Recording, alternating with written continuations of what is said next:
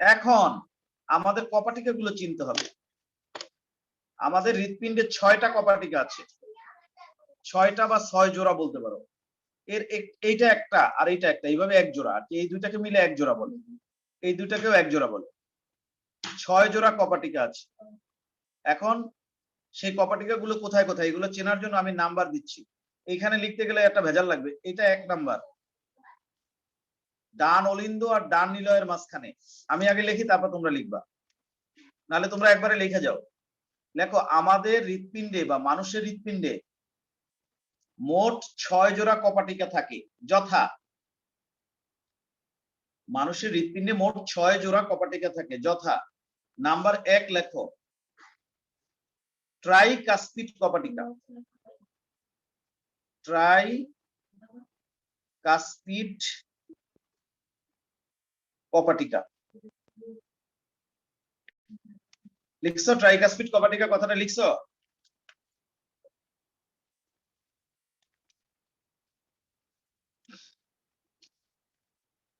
জি sir. আচ্ছা শোনো, try মানে হচ্ছে 3, ট্রাই মানে হচ্ছে 3।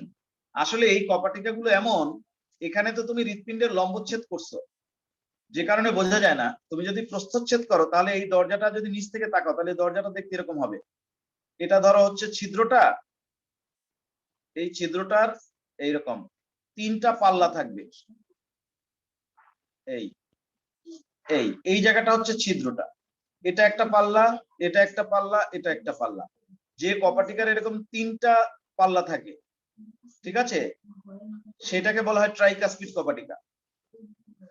আর এই যে কপাটিকাটা 2 নাম্বার, এটাকে আমরা বলবো একটু পরেই বাইকাসপিড কপাটিকা। ইংরেজিতে লিখতে পারতাম, বাই মানে হচ্ছে 2। ওই কপাটিকা যদি তুমি দেখো, যেটা বাইকাসপিড কপাটিকা, সেটা হচ্ছে এরকম, ছিদ্রটা তো ধরো এরকম, দরজা হচ্ছে 2টা, এই 2টা পাল্লা বিশিষ্ট কপাটিকা। এই একটা পাল্লা, এই একটা পাল্লা, 2টা যখন নিচের দিকে ঝুলে পড়ে, তখনই দরজাটা খুলে যায়। উপরের দিকে চাপ দিলে ওই টিউবওয়েলের চেক ভালভের মতো, পানি উপরের দিকে চাপ দিলে কিন্তু বন্ধ হয়ে যাবে, ওরকম আর। এই ছবিটা দেখো, এখানে আমি তোমাদের একটা ছবি দেখাই, তোমাদের বইয়ের মধ্যে, বইয়ের ছবি। এখানে একটা ছবি দেখতে পাচ্ছ, এটা হৃৎপিণ্ডকে কাটার পরে নিচ দিয়ে তাকানোর ছবি। এই দেখো, এই ছিদ্রটা, এই দরজাটা কেমন 3 পাল্লা বিশিষ্ট, সত্যি না সত্যি না? জি স্যার, সত্যি। এই জন্য এটা ট্রাইকাসপিড কপাটিকা। আর এখানে দেখো, এই ছিদ্রটা কিন্তু দেখো 2 পাল্লা বিশিষ্ট দরজা, এই জন্য এটাকে বলে বাইকাসপিড কপাটিকা। বুঝতে পারছো না? পারো নাই? স্যার, হ্যাঁ স্যার এইখানে কি আমাদের নিজেদেরটা দেখাইতেছে আর কি, এই কারণে স্যার ওই জন্য দুই পাশে উল্টা, আর আপনি তো দেখাইছেন আরেকজনেরটা। হ্যাঁ হ্যাঁ, বুঝতে পারছো? এখন ধরো এইটা হচ্ছে একটা নল, এই নলের মধ্যে এই কপাটিকাটা লাগানো আছে। রক্ত এদিকে চাপ দিলে এই পাল্লা দুটো উপরের দিকে উঠে যাবে, রক্ত এদিকে বের হয়ে যাবে। কিন্তু রক্ত যদি পিছনের দিকে ফিরতে চেষ্টা করে, পাল্লা দুটো পিছনের দিকে আইসা দরজাটা আটকায় যাবে। এরকম, বুঝতে পারো না বিষয়টা? কপাটিকার কাজই হচ্ছে যে কোনো একদিকে রক্ত চলতে দিবে, উল্টা দিকে যেতে দিবে না। যেমন এই যে কপাটিকা, এখান থেকে রক্ত শুধু নিচের দিকে নামতে পারবে, উপর থেকে নিচে। উল্টা দিকে গেলে রক্ত দরজা বন্ধ হয়ে যাবে। এই কপাটিকাও তাই, উপর থেকে নিচের দিকে নামলে নামতে পারবে রক্ত, উল্টা দিকে গেলে দরজা বন্ধ হয়ে যাবে, রক্তের চাপে কপাট বন্ধ হয়ে যাবে। তাহলে আমরা সেই কপাটিকা গুলোর নাম এখন লিখতেছি। লেখো, মানুষের হৃৎপিণ্ডে 6 জোড়া কপাটিকা থাকে, যথা নাম্বার 1 লেখো ট্রাইকাসপিড কপাটিকা। জি স্যার, লেখা হয়েছে এটা। আন্ডারলাইন করে হাইফেন দিয়ে লেখো ডান অলিন্দ ও ডান নিলয়ের ছিদ্রের মুখে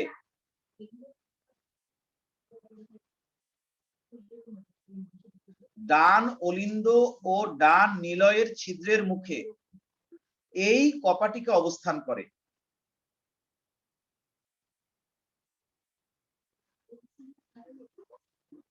ডান অলিন্দ ও ডান নিলয়ের ছিদ্রের মুখে এই কপাটিকা অবস্থান করে।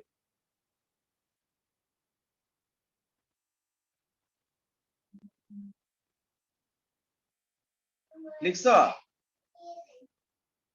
জি স্যার। দাঁড়ি। এবার লেখো নাম্বার 2 বাইকাসপিড কপাটিকা। বাইকাসপিড কপাটিকা।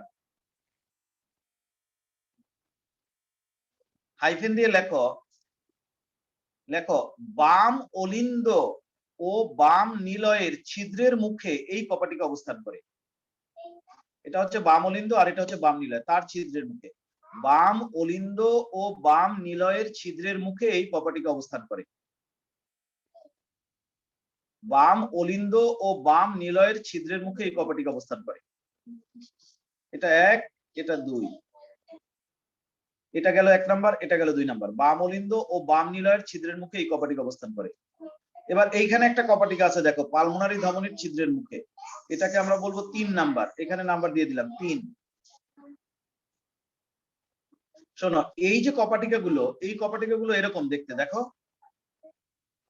দুইটা কপাটিকা, তো একটা হচ্ছে এরকম দেখতে আর একটা হচ্ছে দেখতে এরকম, একটা চাঁদের অর্ধেক অংশের মতো।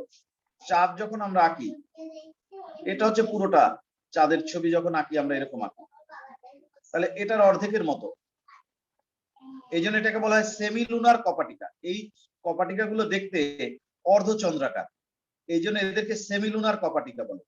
এখন আমাদের 2 জায়গায় সেমি লুনার কপাটিকা আছে। এই যে পালমোনারি ধমনী, তার ছিদ্রের মুখেও আছে সেমি লুনার কপাটিকা, আর এই যে অ্যাওরটা বা মহাধমনী, তার ছিদ্রের মুখেও আছে সেমি লুনার কপাটিকা। এখন এই দুইটা সেমি লুনার কপাটিকার নাম কিরকম আমরা দিব? যেটা পালমোনারি ধমনীর ছিদ্রের মুখে, ওটার নাম হচ্ছে, লেখো নাম্বার 3, লেখো পালমোনারি সেমি লুনার কপাটিকা। পালমোনারি সেমি লুনার কপাটিকা। হাইফেন দিয়ে লেখো লেখো পালমোনারি ধমনীর ছিদ্রের মুখে এই কপাটিকা অবস্থিত।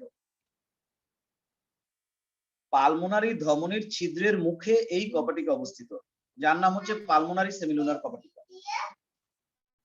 পালমোনারি ধমনীর ছিদ্রের মুখে এই কপাটিকা অবস্থিত। খালি নাম আর কোথায় থাকে এটা বললেই হবে। পালমোনারি ধমনীর ছিদ্রের মুখে এই কপাটিকা অবস্থিত। লিখতে পারছো? জি স্যার। নাম্বার 4 লেখো, এই যে মহাধমনী বা অ্যাওর্টার ছিদ্রের মুখে যেটা অবস্থিত, এটার নাম হচ্ছে অ্যাওরটিক অ্যাওরটিক সেমি লুনার কপাটিকা। হাইফেন দিয়ে লেখো অ্যাওরটা বা মহাধমনীর ছিদ্রের মুখে এই কপাটিকা অবস্থিত। অ্যাওরটা বা মহাধমনীর ছিদ্রের মুখে এই কপাটিকা অবস্থিত। আর একটা কথা বলতে ভুলে গেছি, এই যে 2 নাম্বার যে কপাটিকাটা, কি যেন নাম বলো তো? বাইকাসপিড কপাটিকা। হ্যাঁ, এই বাইকাসপিড কপাটিকার আবার আরেকটা নাম আছে, এটাকে আবার মাইট্রাল কপাটিকাও বলে। মাইট্রাল, MYTRAL, মাইট্রাল ভালভ বা মিট্রাল যা বলো, মিট্রাল বা মাইট্রাল ভালভ বলে। বাইকাসপিড কপাটিকার আরেকটা নাম হচ্ছে মিট্রাল কপাটিকা বা মাইট্রাল কপাটিকা যা বলো। এটার মানে কি? কোন মধ্যবর্তী, ওই জন্য নাম দেওয়া হয়েছে এরকম, মধ্যবর্তী কপাটিকা, মিট্রাল বা মাইট্রাল কপাটিকা। আচ্ছা, এখন 4 নম্বরে লেখো অ্যাওরটিক সেমিলুনার কপাটিকা। আন্ডারলাইন করে হাইফেন দিয়ে লেখো অ্যাওরটা। এটা লেখা হয়েছে। হ্যাঁ ঠিক আছে, অ্যাওরটা বা মহাধমনীর ছিদ্রের মুখে এই কপাটিকা অবস্থিত। লিখছো? জি স্যার। আচ্ছা, এবার দেখো এই 4টা কপাটিকা তো চিনে ফেললাম। এবার খেয়াল করো, এই যে তোমার নিম্ন মহাশিরা, এই নিম্ন মহাশিরার ছিদ্রের মুখে একটা কপাটিকা আছে, যে কপাটিকা রক্তকে শুধু ডান অলিন্দের মধ্যে আসতে দেবে, পেছনের দিকে যাইতে দিবে না। কোনটা কোথায় আছে সেটা? এই যে নিম্ন মহাশিরা, তার ছিদ্রের মুখে এখানে একটা এরকম কপাটিকা বা ভালভ আছে, যার মাধ্যমে রক্ত শুধু এই হৃৎপিণ্ডের দিকে আসতে পারবে, কিন্তু হৃৎপিণ্ড থেকে উল্টা দিকে আর যাইতে পারবে না। এই নিম্ন মহাশিরার ছিদ্রের মুখে একটা কপাটিকা আছে, এটাকে নাম্বার দিলাম 5। এই কপাটিকার নাম হচ্ছে ইউস্টেশিয়ান কপাটিকা। এটা আমি নাম্বার 5 এখানে লিখে দিলাম, ইউস্টেশিয়ান। ইউস্টেশিয়ান বাংলায় লিখলাম, ইংরেজিতেও চাইলে লেখা যেতে পারে USTACHIAN, ইউস্টেশিয়ান ভালভ বা ইউস্টেশিয়ান কপাটিকা। ভালভ মানেই কপাটিকা। এই কথাটা লিখে আন্ডারলাইন করে হাইফেন দিয়ে লেখো নিম্ন মহাশিরা এর ছিদ্রের মুখে অবস্থিত। নিম্ন মহাশিরা এর ছিদ্রের মুখে অবস্থিত। ইউস্টেশিয়ান কপাটিকা নিম্ন মহাশিরা এর ছিদ্রের মুখে অবস্থিত। নিম্ন মহাশিরা এর ছিদ্রের মুখে অবস্থিত। লিখছ? এই লিখছ? জি স্যার। জি স্যার।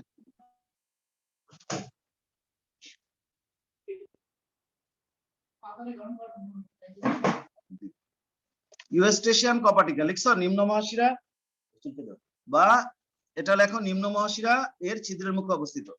আচ্ছা, এবার আরেকটা কপাটিকা আছে আমাদের, এই যে করোনারি শিরা এর ছিদ্রের মুখে একটা কপাটিকা আছে এখানে 6 নাম্বার। করোনারি শিরা এর ছিদ্রের মুখে, এটার মাধ্যমে রক্ত শুধু ভিতরের দিকে আসতে পারবে, উল্টা দিকে যেতে পারবে না। এটা হচ্ছে 6 নাম্বার আমরা লিখবো। এটাকে বলা হয় থেবেশিয়ান কপাটিকা বা থিবেশিয়ান কপাটিকা। থিবেশিয়ান কপাটিকা। স্যার একটু ইংরেজিতে লিখে দিবেন? অবশ্যই লিখে দিব, এই যে লিখে দিচ্ছি দেখো, থিবেশিয়ান কপাটিকা বা ভালভ। পেয়েছো? লিখতে পারছো? জি স্যার। থিবেশিয়ান কপাটিকা হাইফেন দিয়ে লেখো করোনারি শিরা এর ছিদ্রের মুখে এই কপাটিকা অবস্থিত। করোনারি শিরা এর ছিদ্রের মুখে এই কপাটিকা অবস্থিত।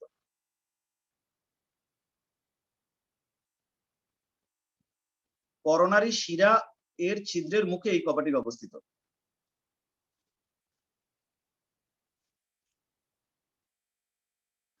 বলো।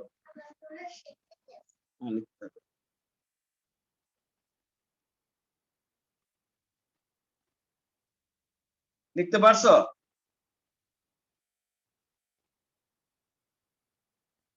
জি স্যার।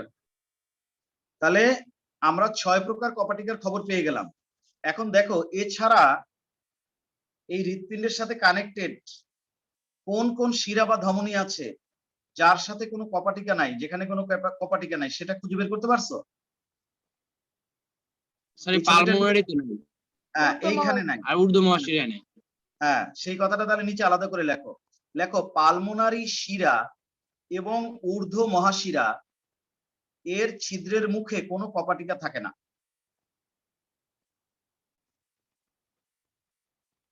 পালমোনারি শিরা এবং ঊর্ধ্ব মহাশিরা এর ছিদ্রের মুখে কোনো কপাটিকা থাকে না। লিখতে পারছো? পালমোনারি শিরা ও ঊর্ধ্ব মহাশিরা এর ছিদ্রের মুখে কোনো কপাটিকা থাকে না। তাহলে আমাদের এই কপাটিকা লেখার মাধ্যমে হৃৎপিণ্ডের অন্তর্গঠন পড়া শেষ হয়ে গেল। আমরা হৃৎপিণ্ডের অন্তর্গঠন ভালোই পড়ছি।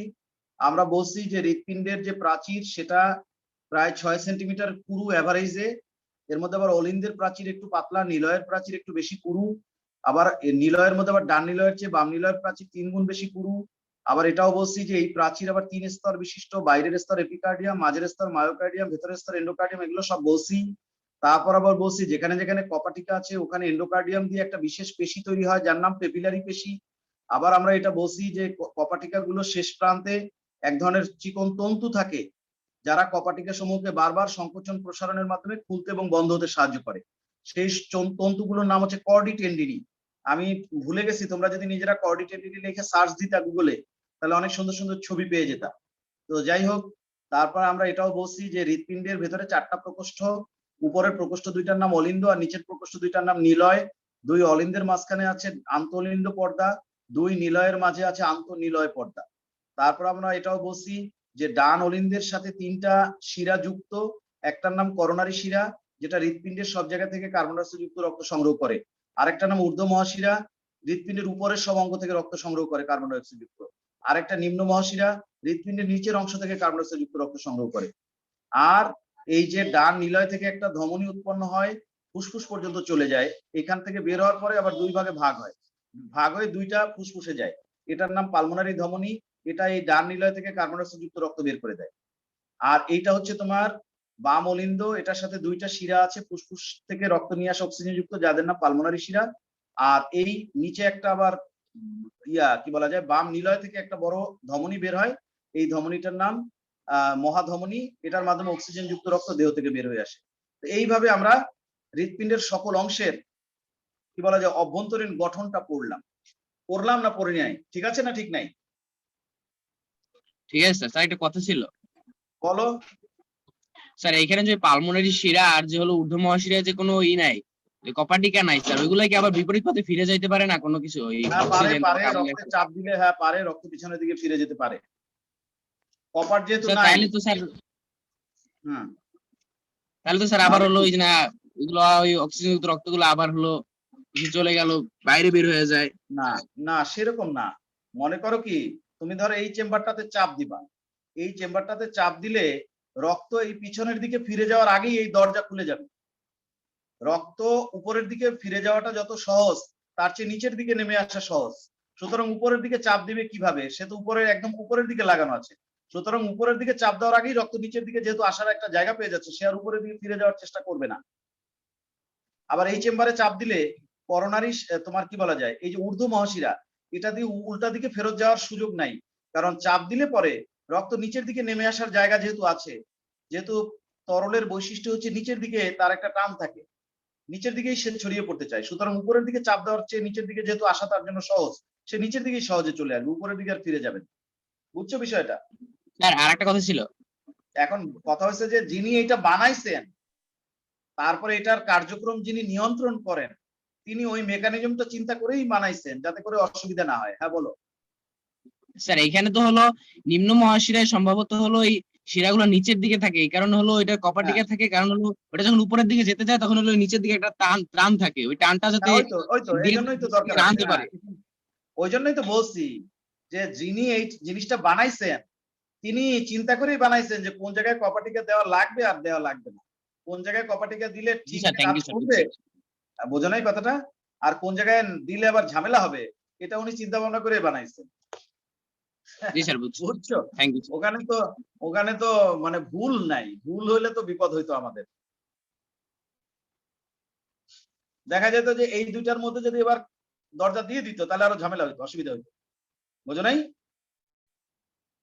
এই জি দুই স্যার, জায়গায় যদি বুঝছি। কপার দিত তাহলে আবার ঝামেলা লেগে যেত। আচ্ছা ঠিক আছে, এখন শোনো, এখন আমাদের একটা কাজ করতে হবে। এই যে হৃৎপিণ্ড চাপ দিলে রক্ত কোথায় আসে কোথায় যায় এগুলো নিয়ে একটু কথা বলতে হবে। যদিও একটা ধারণা তৈরি হয়ে গেছে, তারপর এটা একটা আলাদা পয়েন্ট, আলাদা নোট। এতক্ষণ তো লিখছো তুমি হৃৎপিণ্ডের অভ্যন্তরীণ গঠন। এবার নিচে একটা স্টার চিহ্ন দিয়ে লেখো, লেখো হৃৎপিণ্ডের অভ্যন্তরে রক্তের প্রবাহ পথ। হৃৎপিণ্ডের অভ্যন্তরে রক্তের প্রবাহ পথ, এটা একটা হেডিং দাও। হৃৎপিণ্ডের অভ্যন্তরে রক্তের প্রবাহ পথ লিখছ? জি স্যার। আচ্ছা লেখো। এখন তুমি কি করবা জানো, এই চেম্বারটা চাপ বড় করবা। আবার খেয়াল করো একটা জিনিস বলি, এই যে দুইটা অলিন্দ, ডান এবং বাম অলিন্দ, এই দুইটা অলিন্দ কিন্তু একসাথে বড় হয় আবার একসাথে ছোট হয়। এই দুইটা যখন বড় হয়, এই নিচের দুইটা তখন ছোট হয়।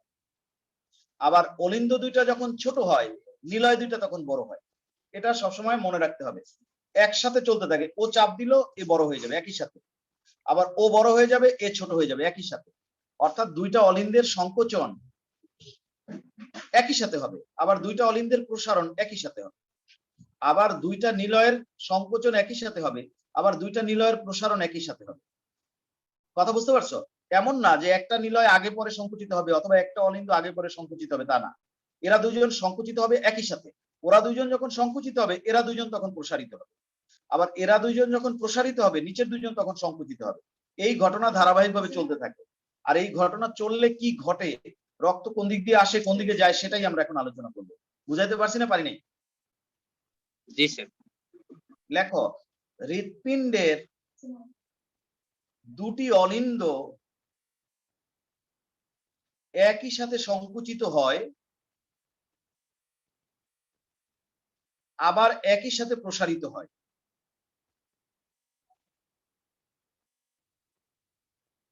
এবং দুটি নিলয় একই সাথে সংকুচিত হয় এবং একই সাথে প্রসারিত হয়। দাঁড়ি হৃৎপিণ্ডের দুটি অলিন্দ যখন সংকুচিত হয় একই সাথে সংকুচিত হয় আবার একই সাথে প্রসারিত হয়।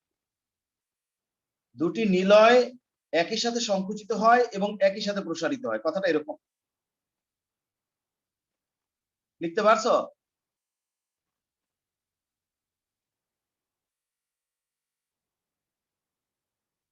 জি স্যার হয়েছে। কথাটা ঠিক লিখতে পারছো কিনা দেখো। দুটি অলিন্দ একই সাথে সংকুচিত হয় আবার একই সাথে প্রসারিত হয়। দুটি নিলয় একই সাথে সংকুচিত হয় আবার একই সাথে প্রসারিত হয়। কথাটা লিখতে পারছি? জি স্যার। দাঁড়ি সাথে লেখো, একটু সাউন্ড কম মামা। একসাথে লেখো, দুটি অলিন্দ যখন সংকুচিত হয়, পরের লাইন, দুটি অলিন্দ যখন সংকুচিত হয় ঠিক তখনই দুটি নিলয় প্রসারিত হয়। একটু সাউন্ড কম মামা। দুটি অলিন্দ যখন সংকুচিত হয় ঠিক তখনই দুটি নিলয় প্রসারিত হয়।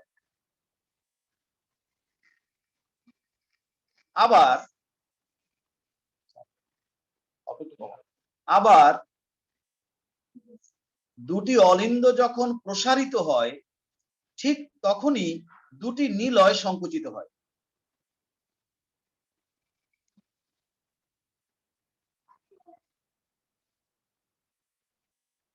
আমরা প্রথম লাইন আর দ্বিতীয় লাইনের মধ্যে দুইটা ঘটনা বলতে চেয়েছি, সেটা পরিষ্কার বলতে পেরেছি কিনা জানি না। আমি বলতে চেয়েছি প্রথম লাইনের মধ্যে যে দুইটা অলিন্দ যখন সংকুচিত হবে একসাথে হবে, আবার প্রসারিত হলে একসাথে হবে। তার মানে একটা আগে একটা পরে হবে না। ঠিক একই রকম ভাবে দুইটা নিলয় যখন প্রসারিত হবে একই সাথে হবে, আবার যখন সংকুচিত হবে একই সাথে হবে। একটা আগে একটা পরে হবে না। পরের লাইনে আমি যেটা বলতে চেয়েছি, দুইটা অলিন্দ যখন প্রসারিত হবে তখন দুইটা নিলয় সংকুচিত হবে, এবং দুইটা অলিন্দ যখন সংকুচিত হবে তখন দুইটা নিলয় প্রসারিত হবে। এই দুইটা লাইনে দুইটা বিষয় বলতে চেয়েছি। আমি বলতে পারছি কিনা বা তোমরা ঠিকভাবে লিখতে পারছো কিনা জানি না। জি স্যার হয়েছে, সমস্যা নেই। দ্বিতীয় লাইনটা কেউ একজন পড়ে শোনাও তো। দ্বিতীয় লাইনটা, প্রথম লাইনটা না, দ্বিতীয় লাইনটা। দুটি অলিন্দ যখন সংকুচিত হয় ঠিক তখনই দুটি নিলয় প্রসারিত হয়, আবার দুটি অলিন্দ যখন প্রসারিত হয় ঠিক তখনই দুটি নিলয় সংকুচিত হয়। ঠিক আছে।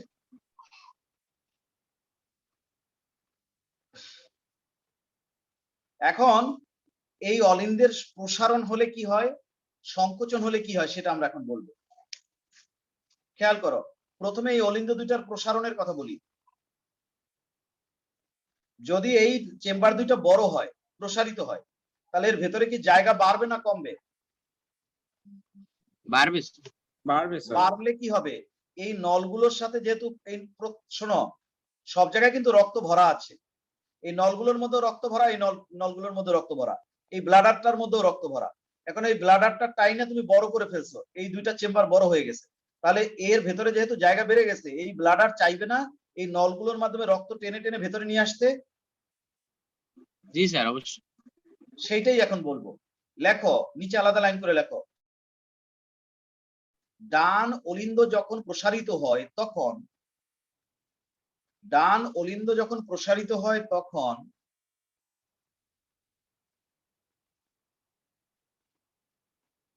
করোনারি শিরা, কমা, ঊর্ধ্ব মহাশিরা এবং নিম্ন মহাশিরা এর মাধ্যমে কার্বন ডাই অক্সাইড যুক্ত রক্ত ডান অলিন্দে প্রবেশ করে। ডান অলিন্দ যখন প্রসারিত হয় তখন করোনারি শিরা, ঊর্ধ্ব মহাশিরা এবং নিম্ন মহাশিরা এর মাধ্যমে কার্বন ডাই অক্সাইড যুক্ত রক্ত ডান অলিন্দে প্রবেশ করে।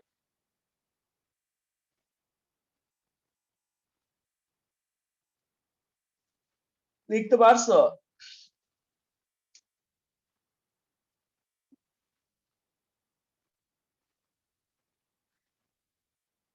জি স্যার জি হয়েছে। স্যার।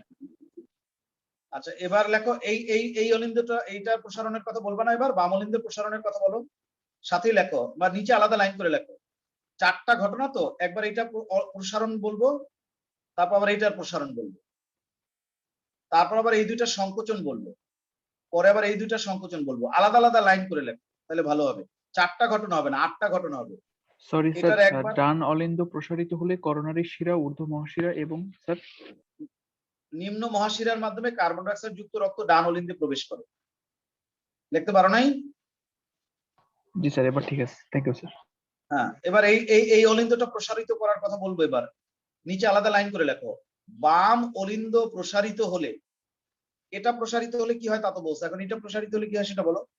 বাম অলিন্দ প্রসারিত হলে, মশিউর গেছে কই? মশিউর পরে কোথায়? বায়োলজি পরে কই? স্যার যাই না, ওদের মশির সাথে কথা হয় না, আগে হইতো। কথা হয় না? না স্যার, ওরা ঢাকা কলেজে, তো ওদের সাথে কথা হচ্ছে। ও মশিউর হয়েছে ঢাকা কলেজ, আচ্ছা আমি তো ভাবছি নটরডেম। আচ্ছা ঠিক আছে, কি যেন লিখলাম, বাম অলিন্দ, হ্যাঁ বাম অলিন্দ যখন প্রসারিত হয় তখন দুটি পালমোনারি শিরার মাধ্যমে বাম বাম অলিন্দ যখন প্রসারিত হয় তখন দুটি পালমোনারি শিরার মাধ্যমে অক্সিজেন যুক্ত রক্ত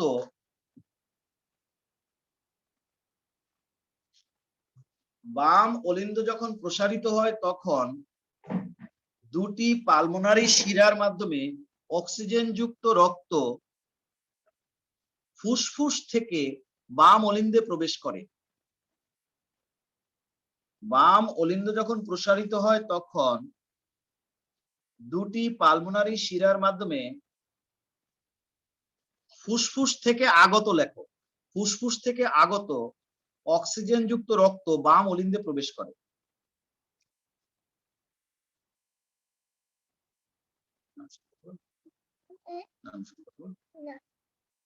বলবো না, তোমার অসুস্থ, বাম অলিন্দ যখন প্রসারিত হয় তখন ফুসফুস থেকে আগত, দুটি পালমোনারি শিরার মাধ্যমে ফুসফুস থেকে আগত অক্সিজেন যুক্ত রক্ত বাম অলিন্দে প্রবেশ করে বা এই প্রকোষ্ঠে প্রবেশ করে। এই প্রকোষ্ঠে প্রবেশ করে লিখলেও হয়। আচ্ছা লিখছ? জি স্যার। জি স্যার। আচ্ছা এখন এই, হ্যাঁ ঠিক আছে, এই দুইটা প্রকোষ্ঠ তুমি বড় করলা, ভেতরে রক্ত ঢুকাইলা, এখন এই প্রকোষ্ঠ দুইটা চাপ দেওয়ার কথা বলবা না, সংকুচিত হওয়ার কথা বলবা না? এই দুইটা সংকুচিত হওয়ার কথা একসাথে বলে দেবো, একটা লাইনে বলে দিই।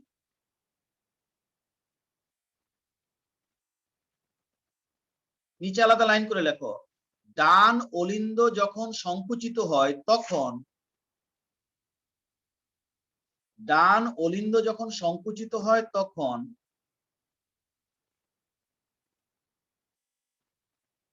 ডান অলিন্দ যখন সংকুচিত হয় তখন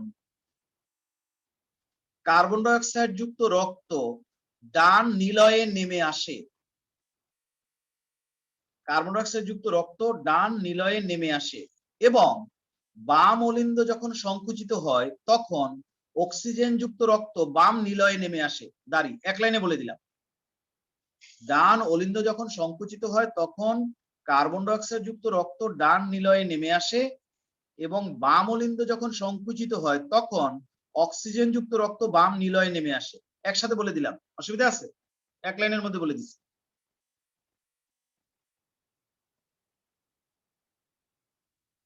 ঠিক আছে? স্যার জি আবার স্যার। একটু বলেন। আবার বলবো, বাম অলিন্দের একটু বলেন। বাম অলিন্দ যখন সংকুচিত হয় তখন অক্সিজেন যুক্ত রক্ত বাম নিলয়ে নেমে আসে। সোজাই তো, বোঝোই তো, এটা থেকে এখানে নেমে আসে। এইটা সংকুচিত হলে এই রক্ত এখানে নেমে আসে, এটা সংকুচিত হলে এই রক্ত এখানে নেমে আসে। এটা তো বলার সোজাই। ডান অলিন্দ যখন সংকুচিত হয় তখন কার্বন ডাই অক্সাইড যুক্ত রক্ত ডান নিলয়ে নেমে আসে এবং বাম অলিন্দ যখন সংকুচিত হয় তখন অক্সিজেন যুক্ত রক্ত বাম নিলয়ে নেমে আসে। স্যার হয়েছিল। হয়েছে? জি স্যার। আচ্ছা এবার একটা বুদ্ধি করি, এই দুইটা চেম্বার যখন তুমি সংকুচিত করলা, রক্ত নিচের দিকে নামবে, ঠিক আছে, কিন্তু সেই রক্ত ধারণ করার জন্য এই নিচের পাত্র দুইটা একটু বড় হওয়ার দরকার আছে। অর্থাৎ ঠিক এরকম সময়ে এই নিলয় দুইটাকে আমরা প্রসারিত করে বলে দেই যে ডান ও বাম নিলয় এ সময় প্রসারিত হয়ে এই রক্ত ধারণে সাহায্য করে। এই কথাটা বললে কেমন হয়? তাহলে তো এই নিলয় দুইটার প্রসারণ বলা হয়ে যায়। এই কথাটা বললে ভালো হয় না? জি স্যার। তুমি যখন এই ডান আর বাম অলিন্দ সংকুচিত করলা, উপরে রক্ত নিচে নামবে, এই রক্ত নিচে নামবে, নিচে নেমে যাতে করে এই পাত্রের মধ্যে, এই নিলয়ের মধ্যে রক্তটা ধারণ করতে সুবিধা হয়, সেই জন্য পাত্রটা বড় হওয়ার দরকার আছে। অর্থাৎ এই দুইটা যখন তুমি সংকুচিত করো, এই দুইটাকে তখন তুমি প্রসারিত করো। এ কথা তো প্রথম লাইনে বলেও আসছো, সেই কথাটা এখানে আরেকবার একটু দ্বিরুক্তি করবো, আর কিছু না। লেখো, এ সময় ডান ও বাম নিলয় প্রসারিত হয়ে রক্ত ধারণে সাহায্য করে। এ সময় ডান ও বাম নিলয় প্রসারিত হয়ে রক্ত ধারণে সাহায্য করে। এ সময় ডান ও বাম নিলয় প্রসারিত হয়ে রক্ত ধারণে সাহায্য করে।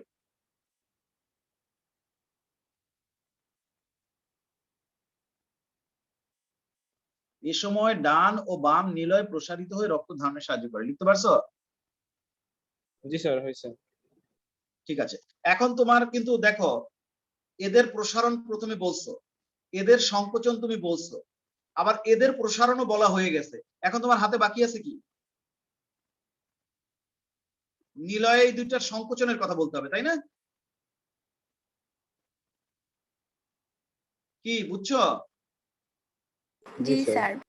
এখন এইটারে চাপ দেবো, এটারেও চাপ দেবো। এক লাইনের মধ্যেও লিখতে পারি, ইচ্ছা করলে দুই লাইনের মধ্যে লিখতে পারি। এই চেম্বারটা চাপ দিলে এখান থেকে রক্ত কার্বন ডাইঅক্সাইড যুক্ত বের হয়ে যাবে, এই চেম্বারটা চাপ দিলে এটা দিয়ে অক্সিজেন যুক্ত রক্ত বের হয়ে যাবে। এই কথাটা বললেই আমাদের ঘটনা বলা শেষ। লেখো, একসাথে বলে দিই, এক লাইনের মধ্যে বলে দিই। লেখো, ডান নিলয় সংকুচিত হলে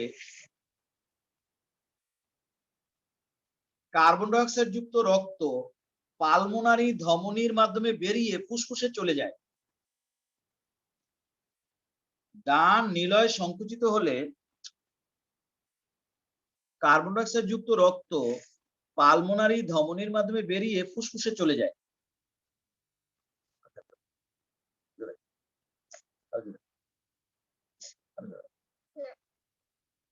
ডান নিলয় সংকুচিত হলে কার্বন ডাইঅক্সাইড যুক্ত রক্ত পালমোনারি ধমনির মাধ্যমে বেরিয়ে ফুসফুসে চলে যায়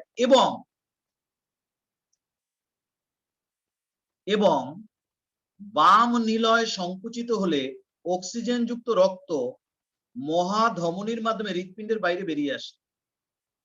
বাম নিলয় সংকুচিত হলে অক্সিজেন যুক্ত রক্ত মহাধমনির মাধ্যমে হৃৎপিণ্ড থেকে বাইরে বেরিয়ে আসে। বাম নিলয় সংকুচিত হলে অক্সিজেন যুক্ত রক্ত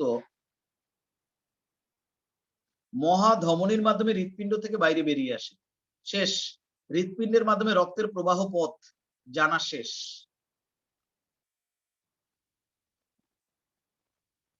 এখন শোনো, এইগুলো দিয়ে কিন্তু তোমাকে পাজল বা ধাঁধা তৈরি করে দেবে। বুঝতে পারছো? ধাঁধা তৈরি করে দেবে। কিভাবে ধাঁধা তৈরি করবে জানো? বলবে, ডান নিলয় সংকুচিত হলে কি ঘটে? দেখো তোমাকে কি প্রশ্ন করলাম। ডান নিলয় সংকুচিত করলে কি ঘটে? ক, মহাধমনির মাধ্যমে রক্ত বেরিয়ে আসে। খ, পালমোনারি শিরার মাধ্যমে রক্ত প্রবেশ করে। গ, পালমোনারি ধমনির মাধ্যমে রক্ত বেরিয়ে যায়। ঘ, পালমোনারি ধমনির মাধ্যমে রক্ত প্রবেশ করে। দিছি কিন্তু একটা প্যাচ লাগায়া। এর মধ্যে সঠিক কোনটা? স্যার পালমোনারি ধমনির মধ্যে রক্ত প্রবেশ করে। হ্যাঁ, এই তো দিলে প্যাচ লাগায়। পালমোনারি ধমনির মাধ্যমে রক্ত বেরিয়ে যায়, প্রবেশ করবে না তো। পালমোনারি ধমনির মাধ্যমে তো কোনো সময় রক্ত প্রবেশ করবে না, বের হয়ে যাবে। স্যার মধ্যে তাহলে তুমি বলছি, তো আমি দাদা বলছি একটাই পালমোনারি ধমনির মধ্যে প্রবেশ করে। হ্যাঁ, পালমোনারি ধমনির মধ্যে রক্ত প্রবেশ করে বা পালমোনারি ধমনি দিয়ে রক্ত বেরিয়ে যায়। এই সব নিয়ে প্রবেশ করা, বেরিয়ে যাওয়া, শিরার ধমনির নাম উল্টোপাল্টা করে তোমার মাথায় একটা ধাঁধা লাগাই দিবে, পাজল বানায় দিবে। সেটা যদি তুমি সঠিকভাবে না জানো, পরীক্ষার সময় কিন্তু তুমি লিখতে পারবে না। বুঝছো না বুঝো নাই? জি স্যার, বুঝছি। এখন শোনো, স্টার চিহ্ন দাও নিচে। স্টার চিহ্ন দিতে পারবা? জি স্যার। ঠিক আছে। লেখো, মানুষের হৃৎপিণ্ডের রক্ত প্রবাহকে দ্বিচক্রী রক্ত প্রবাহ বলা হয়। হাইফেন দিয়ে লেখো কেন। মানুষের হৃৎপিণ্ডের রক্ত প্রবাহকে দ্বিচক্রী রক্ত প্রবাহ বলা হয় কেন? নিচে লেখো উত্তর। উত্তরটা তুমি আমি বলে দেই, তুমি হোমওয়ার্ক করবা। খেয়াল করো, এটা হচ্ছে আমাদের হার্ট। একটু ব্রেনস্টর্মিং নিজেদের করার দরকার আছে। মানুষের হৃৎপিণ্ডের রক্ত প্রবাহ হচ্ছে দ্বিচক্রী, ডাবল সাইকেল সিস্টেম। কিন্তু এর আগে যে রুই মাছ আমরা পড়ছি,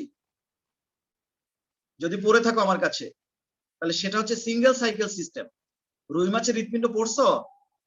এই তোমরা কি তখন আমার কাছে ছিলা? জি স্যার, আমি তো ছিলাম। তাহলে তোমার মনে থাকলে একটু আমি তোমার সাথে একটু শেয়ার করি। এই হচ্ছে রুই মাছের হৃৎপিণ্ড। পরীক্ষা কিন্তু আসবে, এই দুইটার মধ্যে তুলনা করো। মানুষের হৃৎপিণ্ডের সাথে রুই মাছের হৃৎপিণ্ডের তুলনা করতে পরীক্ষা আসতে পারে, বুঝছো? জি স্যার।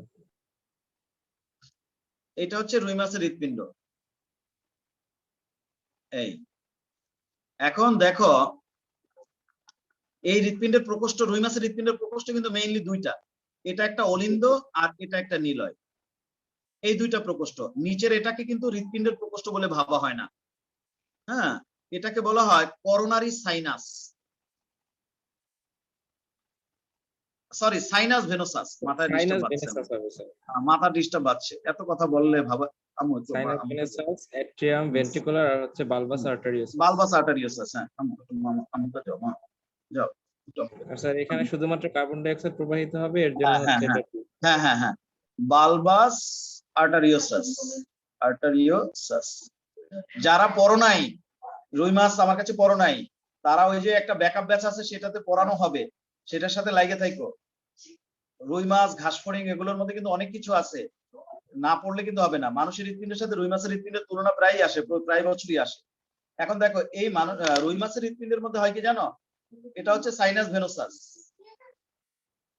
এই পেছন দিক দিয়ে রক্ত আসে, কার্বন ডাই অক্সাইড যুক্ত রক্ত। এখানে থাকে কার্বন ডাই অক্সাইড যুক্ত রক্ত, সেটা আবার এখান থেকে বের হয়ে যায়। রক্ত সবসময় একদিক দিয়ে আসে, একদিক। এই জন্য এটা একমুখী প্রবাহ বা একচক্রী প্রবাহ, সিঙ্গেল সাইকেল সিস্টেম। কিন্তু মানুষেরটা দেখো, তুমি চিন্তা করো, মানুষেরটা দেখো। এই তো আমাদের হার্ট, দুইটা অলিন্দ, দুইটা নিলয়।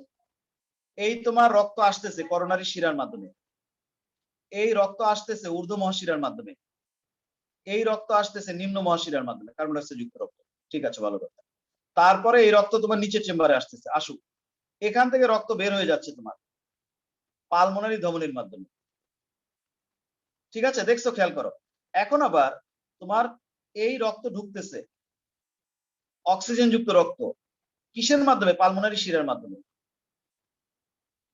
তারপরে সেই রক্ত আসতেছে নিচের চেম্বারে, অক্সিজেন যুক্ত রক্ত। এখান থেকে বের হয়ে যাচ্ছে অ্যাওর্টা বা মহাধমনির মাধ্যমে। এই হচ্ছে আমাদের হার্টের ভেতরকার কন্ডিশন। তাহলে দেখো, অ্যারো চিহ্নগুলোর ডিরেকশন দেখো। এই যে দেখো, ইনওয়ার্ড, ইনওয়ার্ড, আউটওয়ার্ড, আউটওয়ার্ড। খেয়াল করছো? অন্তর্মুখী, অন্তর্মুখী, অন্তর্মুখী, বহির্মুখী, বহির্মুখী, মানে উভমুখী রক্তের প্রবাহ। হৃৎপিণ্ড অভিমুখে ঢুকতেছে, আবার হৃৎপিণ্ড দিয়ে বের হচ্ছে। যেহেতু এখানে উভমুখী রক্ত প্রবাহ আছে, এই জন্য এটাকে বলা হয় দ্বিচক্রী রক্ত প্রবাহ তন্ত্র। উভমুখী, হৃৎপিণ্ড অভিমুখী আছে, আবার হৃৎপিণ্ড থেকে বহির্মুখীও আছে। এই জন্য মানুষের হৃৎপিণ্ডকে বলা হয় দ্বিচক্রী রক্ত প্রবাহ বা উভমুখী রক্ত প্রবাহ। কিন্তু রুই মাছের হৃৎপিণ্ডকে বলা হয় একমুখী রক্ত প্রবাহ বা একচক্রী রক্ত প্রবাহ। কারণ রক্ত শুধু একদিকে যাবেই, এদিক দিয়ে ঘুরে আবার পিছন দিক দিয়ে এসে ঢুকবে। হ্যাঁ, এদিক দিয়ে গিয়ে সারা দেহে গিয়ে আবার পেছনের শিরা দিয়ে আবার এখান থেকে এসে ঢুকবে। এই জন্য রুই মাছেরটাকে বলা হয় সিঙ্গেল সাইকেল সিস্টেম, আর মানুষেরটাকে বলে ডাবল সাইকেল সিস্টেম। এটা নিজেরা বাসায় হোমওয়ার্ক করবা, যে মানুষের হৃৎপিণ্ডকে কেন দ্বিচক্রী রক্ত প্রবাহ বলা হয়। লিখছো? এই হেডিংটা দিছো নিচে।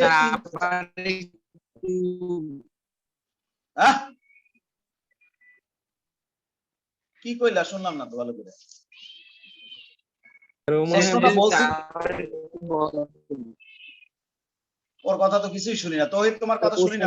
বলছে যে স্যার আবার একটু বলতে শেষের। আবার একটু বলবো, আবার বলবো। দেখো তাহলে এদিকে, এই হচ্ছে আমাদের হার্ট, এই দুইটা অলিন্দ, এই দুইটা নিলয়। এখন আমাদের হার্টের মধ্যে রক্ত আসার ডিরেকশন গুলো দেখো। এই আবার দেখো, এই হচ্ছে আমাদের হার্ট। রক্ত আসে, রক্ত আসে, রক্ত বের হয়ে যায়, দেখতে পাচ্ছ? আবার রক্ত ঢোকে আর রক্ত বের হয়ে যায়। তাহলে এই দেখো আমাদের হৃৎপিণ্ডের রক্তের প্রবাহ পথটা দেখো, এদিক দিয়ে ঢোকে ইনওয়ার্ড, আবার এদিক দিয়েও ঢোকে ইনওয়ার্ড, আবার এইটা আউটওয়ার্ড, এটাও আউটওয়ার্ড। তার মানে রক্তের প্রবাহ হচ্ছে হৃৎপিণ্ড অভিমুখেও আছে আর হৃৎপিণ্ড থেকে বহির্মুখীও আছে। হৃৎপিণ্ডর দিকে রক্ত আসে, আবার হৃৎপিণ্ড থেকেও রক্ত বের হয়ে যায়। এই জন্য আমাদের রক্তের প্রবাহটা হচ্ছে উভমুখী। এই জন্য মানুষের রক্তের প্রবাহ পথটাকে বলা হয় উভমুখী চক্র বা দ্বিচক্রী প্রবাহ। কিন্তু রুই মাছে তা নয়। এই হচ্ছে রুই মাছের হৃৎপিণ্ড। রুই মাছের হৃৎপিণ্ড প্রকোষ্ঠ হচ্ছে দুইটা, একটা অলিন্দ একটা নিলয়। এদিক দিয়ে রক্ত ঢুকবে, এদিক দিয়ে রক্ত বের হবে। এই রক্ত আবার ঘুইরা আবার পিছন দিক দিয়ে ঢুকবে, পিছন দিক দিয়ে। কোনো উভমুখী সিস্টেম তো নাই রুই মাছের হৃৎপিণ্ডের মধ্যে, একমুখী প্রবাহ। এই জন্য এটাকে বলা হয় একচক্রী রক্ত প্রবাহ, এটাকে বলা হয় দ্বিচক্রী রক্ত প্রবাহ। বোঝো নাই নাকি?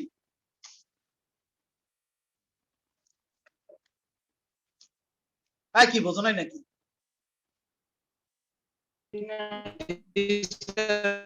বুঝছি। বুঝছো, ভালো করছো। এখন এই হেডিংটা নিচে উত্তর লেখা 4-5 লাইন বা 7-8 লাইন লেখার জায়গা খালি রাখো, ব্র্যাকেটে HW লিখে রাখো, নিজেরা লিখবা বাসায়। এবার তার নিচে আরেকটা স্টার চিহ্ন দাও, স্টার চিহ্ন দিয়ে লেখো মানুষের হৃৎপিণ্ডের সাথে রুই মাছের হৃৎপিণ্ডের তুলনা করো, ব্র্যাকেটে লেখো HW। এটা আমি একটু বলি, এটা যেমন বলে দিছি বুঝাই দিছি, খালি লেখবা ভাষা দিয়ে। নিজেরাও একটু মাঝে মধ্যে কাজ করতে হবে, নাহলে তো ব্রেন জ্যাম হয়ে যাবে। এখন যেটা বললাম মানুষের হৃৎপিণ্ডের সাথে রুই মাছের হৃৎপিণ্ডের তুলনা, এটাও আমি বলে দেই, তোমরা বাসায় যে নিজেরা লিখবা। হোমওয়ার্ক HW লিখে রাখো। ক্লাসে দেখলাম 2-3 জন নাই, যারা ক্লাস করে না তাদের কিন্তু কপালে দুঃখ আছে। যারা ক্লাস করে না তাদেরকে গ্রুপ থেকে আউট করে দিব, সোজা হিসাব। মাসের শেষে টাকা পয়সা না দিয়ে লিভ নিবে, আর মাসের আর সারাটা মাস ক্লাস না করলে ওই রেকর্ড নিবে, এই করবে সেই করবে, পরে বলবে স্যার আমি ক্লাস করি নাই। এসব মিথ্যা সিদ্ধা, এসব ধানাই ফানাই মিথ্যা কথা, এসব চলবে না। গ্রুপে থাকতে হলে নিয়মিত ক্লাস করতে হবে, গ্রুপে থাকতে হলে নিয়মিত বেতন দিতে হবে, সঠিক সময় বেতন দিতে হবে। বেতন না দিলে গ্রুপেও থাকতে পারবে না, একটা ক্লাস না করলেও গ্রুপে থাকলে বেতন দিতে হবে। আচ্ছা, এবার দেখো এখন রুই মাছের হৃৎপিণ্ডের সাথে মানুষের হৃৎপিণ্ডের কম্পেয়ার করো। মানুষের হৃৎপিণ্ডের প্রকোষ্ঠ 4টা আর রুই মাছের হৃৎপিণ্ডের প্রকোষ্ঠ হচ্ছে 2টা, তাই না? মানুষের 2টা অলিন্দ 2টা নিলয়, রুই মাছের হচ্ছে একটা অলিন্দ একটা নিলয়। মানুষের হৃৎপিণ্ডে 6টা কপাটিকা আছে, 6 জোড়া কপাটিকা। রুই মাছের হচ্ছে 3 জোড়া কপাটিকা, এখানে একটা আছে, এখানে একটা আছে, আবার এইখানে একটা আছে, ওখানে না, এখানে আছে, এই এখানে নেই, এই যে এখানে। অর্থাৎ এই যে সাইনাস ভেনোসাস আর এই যে হচ্ছে তোমার অলিন্দ, এর মাঝখানে একটা কপাটিকা আছে, এটাকে বলা হয় কি অ্যাট্রিও ভেন্ট্রিকুলার কপাটিকা। না, সাইনোঅ্যাট্রিয়াল কপাটিকা, এটার নাম হচ্ছে সাইনোঅ্যাট্রিয়াল কপাটিকা। আর এই যে নিলয় আর এই অলিন্দ, তার মাঝখানে একটা কপাটিকা আছে, এটাকে বলে অ্যাট্রিও ভেন্ট্রিকুলার কপাটিকা। আর এইখানে একটা কপাটিকা আছে, এই যে বালবাস আর্টারিওসাস আর এই যে নিলয় বা ভেন্ট্রিকল, তার মাঝখানে, এটার নাম হচ্ছে ভেন্ট্রিকুলো বালবাস কপাটিকা। এনিওয়ে, রুই মাছের হৃৎপিণ্ড হচ্ছে 3 জোড়া কপাটিকা, হোয়ারাস মানুষের হচ্ছে 6 জোড়া কপাটিকা। রুই মাছের তো ওই রকমের করোনারি শিরা, করোনারি সাইনাস এসব কিছু নাই, কিন্তু রুই মাছের কিন্তু, মানুষের কিন্তু সেগুলো আছে।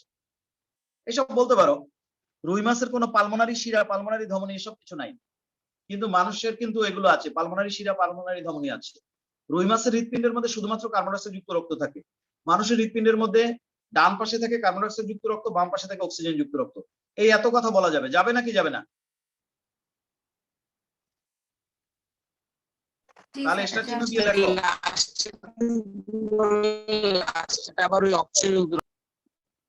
আরে এই যে দেখো মানুষের হৃৎপিণ্ডের দিকে তাকাও, ডান পাশে হচ্ছে কার্বন ডাই অক্সাইড যুক্ত রক্ত, ডান অলিন্দে ডান নিলয়, 2 জায়গায় কার্বন ডাই অক্সাইড যুক্ত রক্ত। আর বাম পাশে হচ্ছে অক্সিজেন যুক্ত রক্ত, বাম অলিন্দে বাম নিলয় বা অক্সিজেন যুক্ত রক্ত। কিন্তু রুই মাছের তো সেটা না, রুই মাছের ভেতরে পুরোটাই হচ্ছে কার্বন ডাই অক্সাইড যুক্ত রক্ত, এটা কিন্তু আসে। তারপর মানুষের রক্তের সাথে রুই মাছের রক্তের তুলনা, সেটাও কিন্তু আসে। মানুষের রক্তের লোহিত কণিকা হচ্ছে দ্বি অবতল, রুই মাছের রক্তের লোহিত কণিকা হচ্ছে দ্বি উত্তল। মানুষের রক্তের লোহিত কণিকা কিন্তু তোমার নিউক্লিয়াস বিহীন, রুই মাছের রক্তের লোহিত কণিকা কিন্তু নিউক্লিয়াস যুক্ত। মানুষের রক্তে অনুচক্রিকা থাকে, রুই মাছের রক্তে কিন্তু অনুচক্রিকা থাকে না। এরকমের অনেক পার্থক্য আছে। মানুষের রক্তের সাথে রুই মাছের রক্তের পার্থক্য পড়তে হবে, মানুষের হৃৎপিণ্ডের সাথে রুই মাছের হৃৎপিণ্ডের পার্থক্য পড়তে হবে, মানুষের রক্ত সংবহন তন্ত্র বা রক্তের প্রবাহ পথ আর রুই মাছের রক্তের প্রবাহ পথের মধ্যে তুলনা পারতে হবে। তা নাহলে রুই মাছ পড়াইছে কেন তোমাদের? দুইটা হোমওয়ার্ক দিছে, দুইটা বাসায় বসে করবা।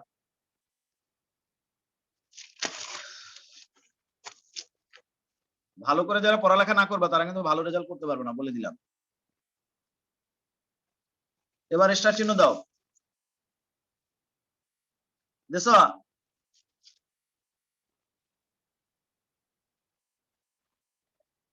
কথা বলো না কেন? স্টার চিহ্ন দেছো না, দাও নাই? জি স্যার। এবার লেখো হৃদ স্পন্দন।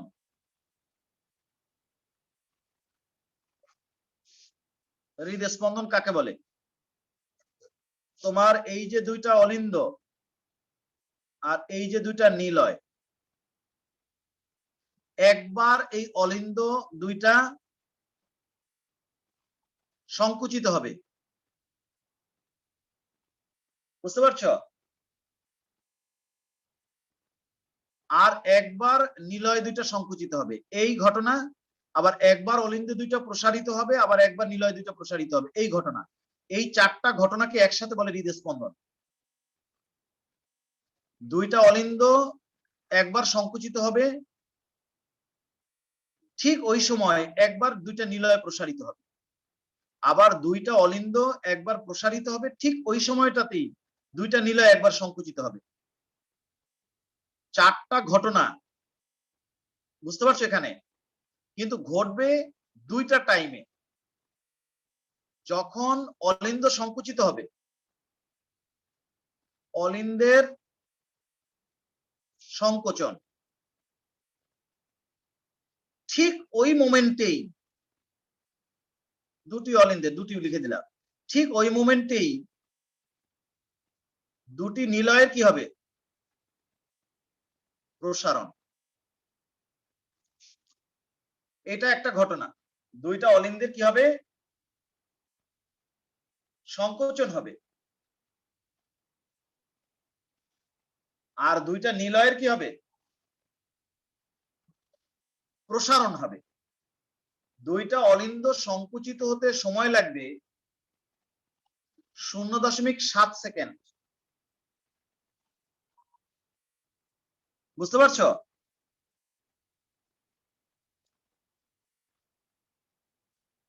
দুইটা অলিন্দ সংকুচিত হতে সময় লাগবে 0.7 সেকেন্ড।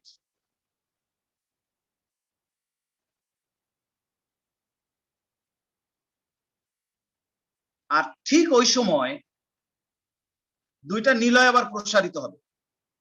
আবার দুটি অলিন্দ যখন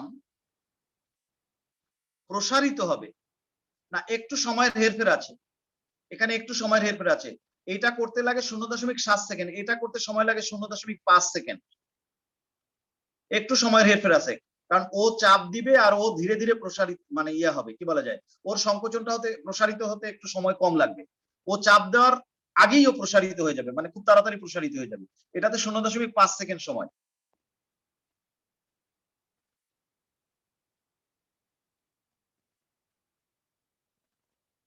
আচ্ছা, আর দুইটা অলিন্দ যখন প্রসারিত হবে, প্রসারিত, এখন মাথা ইয়ে হয়ে গেছে, জ্যাম হয়ে গেছে, বিকালে 3টা 4টা পড়াইছি, আবার এখন পড়াইছি। দুইটা অলিন্দ যখন প্রসারিত হবে, ঠিক ওই রকম সময়ে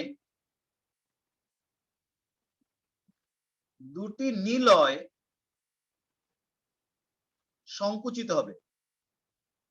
তাহলে ঘটনা কিন্তু চারটা, তবে দুটা অলিন্দ যে প্রসারিত হবে, কি আমি কি ভুল লিখলাম নাকি? দুটি অলিন্দের কি লিখলাম? সংকোচন। এখানে তো টাইমিংটা আমি ভুল লিখছি। কত লিখছি? 0. দুটি অলিন্দের প্রসারণ, না না সংকোচন? দুটি অলিন্দের সংকোচন, এটা টাইম ভুল লিখছি তো। এটা হবে 0.5, এইটা হবে 0.5 সেকেন্ড। এবার ঠিক আছে, দুটি অলিন্দের সংকোচন 0.5 সেকেন্ড। ঠিক ওই সময় দুইটা নিলয়ের কি হবে,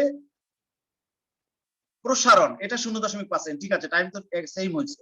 আচ্ছা, আর এটা কি, দুইটা অলিন্দের যখন প্রসারণ হবে, উল্টা ঘটনা, সেই সময় সময় লাগবে 0.7 সেকেন্ড। আর দুইটা নিলয় যে সংকুচিত হবে সেই সময় সময় লাগবে 0.3 সেকেন্ড। ঠিক আছে না? ঠিক তো নাই, ভুল আছে কোথাও,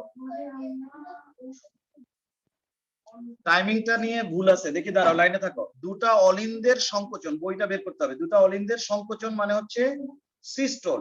দুটা অলিন্দ, এই যে এখানে ভুল হয়েছে, দুটা অলিন্দের সংকোচন হচ্ছে 0.1 সেকেন্ড হবে, 0.1 সেকেন্ড। এবার ঠিক আছে, এই দুটা যোগ করলে হবে 0.8 সেকেন্ড, আর এই দুটা যোগ করলে হবে 0.8 সেকেন্ড। হ্যাঁ ঠিক আছে, এবার ঠিক আছে। এখন তাহলে দেখো, খেয়াল করো, দুইটা অলিন্দ যে সময় সংকুচিত হচ্ছে, ঠিক ওই একই সময় দুইটা নিলয় কিন্তু প্রসারিত হচ্ছে, তবে একটু সময়ের হেরফের আছে। ঘটনাটা প্রায় একই সাথে ঘটতেছে। ও চাপ দিচ্ছে আরো প্রসারিত হচ্ছে, কিন্তু ওর চাপ দিতে সময় লাগে খুব কম, 0.1 সেকেন্ড, কিন্তু ওর প্রসারিত হতে একটু সময় লাগে বেশি, 0.5 সেকেন্ড। ঠিক আছে, গেল এই একটা ঘটনা। আরেকটা ঘটনা কি, দুইটা অলিন্দ যখন প্রসারিত হচ্ছে, অর্থাৎ এ যখন সংকোচন করে, এ তখন প্রসারণ করে, দুইটা মিলে একসাথে সময় লাগে 0.8 সেকেন্ড। আবার এ যখন প্রসারণ করে, এ তখন সংকোচন করে, এই দুইটা যোগফল করলে আবার 0.8 সেকেন্ড। সুতরাং এই দুইটা টাইম কিন্তু সেম। এই দুইটা অলিন্দের সংকোচন আর দুইটা অলিন্দের প্রসারণ, এতে যে টাইম লাগে, ঠিক দুইটা নিলয়ের সংকোচন আর দুইটা নিলয়ের প্রসারণে একই টাইম লাগে। এই চারটা ঘটনা যখন ঘটে একসাথে, তখন এই চারটা ঘটনাকে একসাথে বলা হয় হৃদস্পন্দন। এটার একটা সংজ্ঞা লেখো, টাইমিং গুলো আমি আলাদা লিখে দেবো না। লেখো হৃদস্পন্দন, কথাটা লিখে আন্ডারলাইন করে হাইফেন দাও। হার্টবিট লেখো, হৃৎপিণ্ডের দুটি অলিন্দের একবার সংকোচন, হৃৎপিণ্ডের দুটি অলিন্দের একবার সংকোচন ও একবার প্রসারণ, হৃৎপিণ্ডের দুটি অলিন্দের একবার সংকোচন ও একবার প্রসারণ এবং দুটি নিলয়ের একবার সংকোচন ও একবার প্রসারণ, এর ঘটনাকে একত্রে হৃদস্পন্দন বলে। হৃৎপিণ্ডের দুটি অলিন্দের একবার সংকোচন ও একবার প্রসারণ এবং দুটি নিলয়ের একবার সংকোচন ও একবার প্রসারণ, এর ঘটনাকে একত্রে হৃদস্পন্দন বলে। হৃৎপিণ্ডের দুটি অলিন্দের একবার সংকোচন ও একবার প্রসারণ এবং দুটি নিলয়ের একবার সংকোচন ও একবার প্রসারণের ঘটনাকে একত্রে হৃদস্পন্দন বলে। লিখতে পারছো কিনা দেখো। জি স্যার। হৃৎপিণ্ডের দুটি অলিন্দের একবার সংকোচন ও একবার প্রসারণ এবং দুটি নিলয়ের একবার সংকোচন ও একবার প্রসারণের ঘটনাকে একত্রে হৃদস্পন্দন বলে। দাঁড়ি সাথী লেখো, একজন পূর্ণবয়স্ক মানুষের প্রতি মিনিটে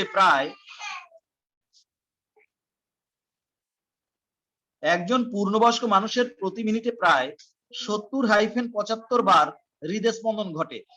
মাথা জ্যাম হয়েছে, এখন আর বেশি কথা বলা যাবে না, মাথা উলে গেছে।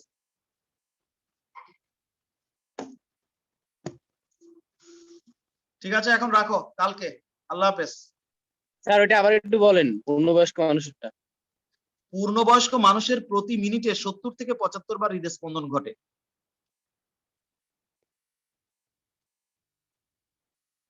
মাথা জ্যাম লাগছে, মাথা পরিষ্কার না হলে হবে না। ক্লাস নেওয়া হয়ে গেছে, বিকালে বেশি ক্লাস নেওয়া হয়ে গেছে, মাথায় চাপ পড়ে গেছে, এখন ওই পেঁচায় যাইতেছে কথা খালি। রাখো, আল্লাহ হাফেজ।